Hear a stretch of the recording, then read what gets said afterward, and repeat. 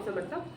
उद्या रथसप्तमी आहे, त्यानिमित्त आपल्याला काय करायचं आहे? आपल्या सर्वांना माहिती आहे हे मातीचं गोळकं आपल्या सर्वांना आहे. आपण संक्रांतीला याचा यूज करतो.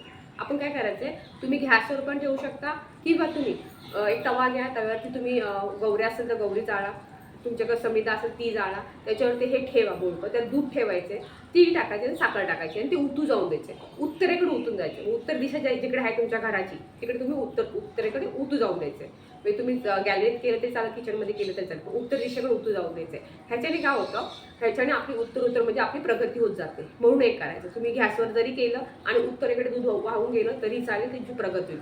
आणि ह्याच्यामध्ये जे दूध होणार आहे मोठ्यामध्ये ते दुधामध्ये तुम्ही थोडीशी तांदूळ टाका, साखर टाका, त्याची खीर बनवून तुम्ही खाल्ली तरी प्रसाद म्हणून तुम्ही ग्रहण करा. ही सेवा तुम्ही उद्या करा.